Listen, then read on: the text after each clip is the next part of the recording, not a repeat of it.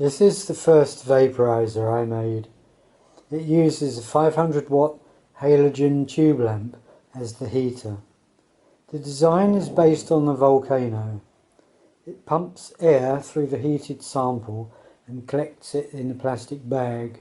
Alternatively, a silicone bung and plastic tube can be used instead of the plastic bag. And this is what I ended up doing. I started with an aluminium base plate and the holes were drilled to fit the components. The components are a 24 volt power supply and blower, 24 volt blower, fitted with a stainless steel chimney. The chimney is fitted to the blower with a silicone rubber bung. A bridge rectifier and 7812 12 volt regulator fitted for the LED switches, because the LEDs in the switches run on 12 volts. A rice cooker thermostat was used. Very simple, no electronics needed. All stainless steel construction. The halogen tube was fitted in the heating chamber. The sample basket was made from antique sterling silver sewing thimbles with holes drilled in them. Silver is the best conductor of heat. The other fittings are stainless steel. Powdered buds are placed in the basket and it is secured and the basket lowered into the heating chamber. It worked okay, much better than I expected. However, I thought I could improve it. So here is the Mark II, an industrial grade vaporizer with direct temperature readout and a stirrer to prevent hot spots. It has a large capacity. The base plate was a stainless steel dish. Holes were drilled and then a stainless steel napkin holder was cut to make the front panel.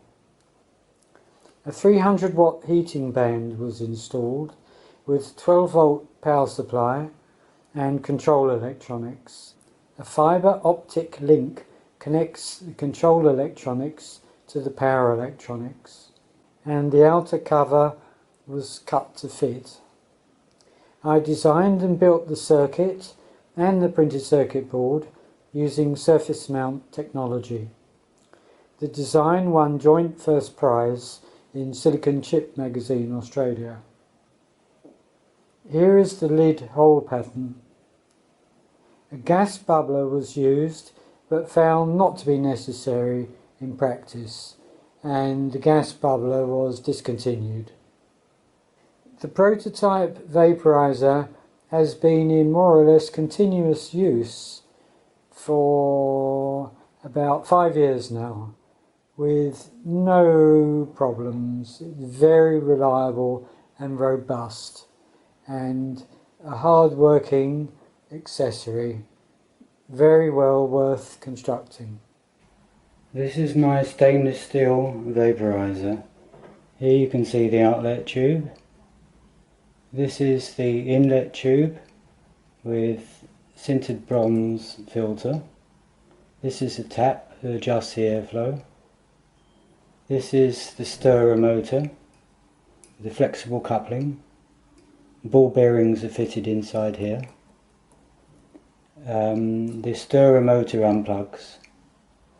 This is the thermocouple with Teflon insulation, and this is a separate port for using a thermometer to calibrate. This is the readout, temperature set, on, and stirrer. If it's turned on, you can see the display starts, and this is the stirrer here.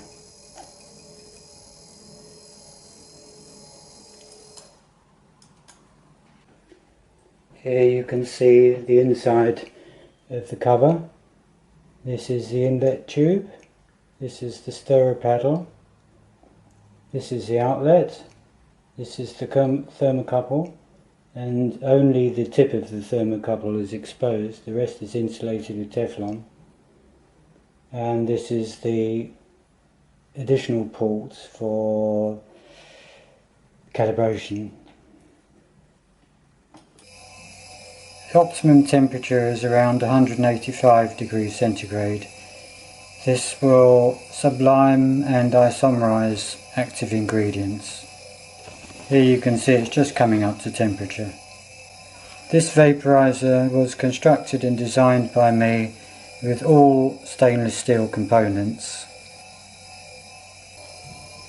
This is the gas bubbler in operation.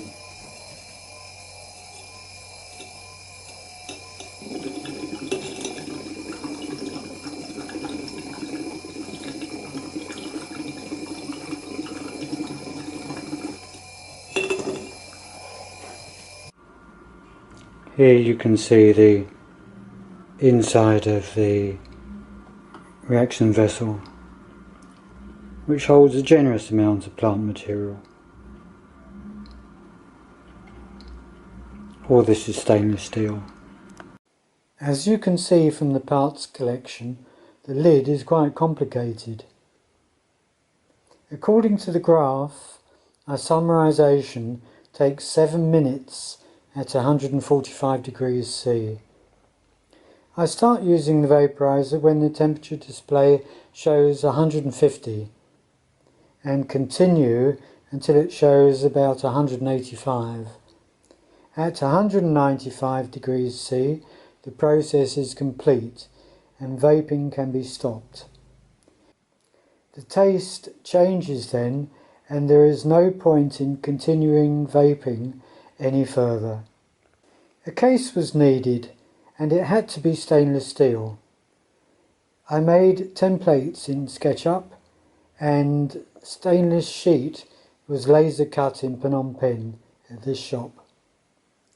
It was then laser engraved at this jeweller's shop, and Som Nang Law in Khmer language means good luck. Then it was rolled into a cylinder at a sheet metal worker's, and the top and handle TIG welded on. Phnom Penh is an excellent place for getting things made. Actually much better than London. The base is wood and the cover is secured with this piece. It can be padlocked on if needed. The cover is very solid and very strong.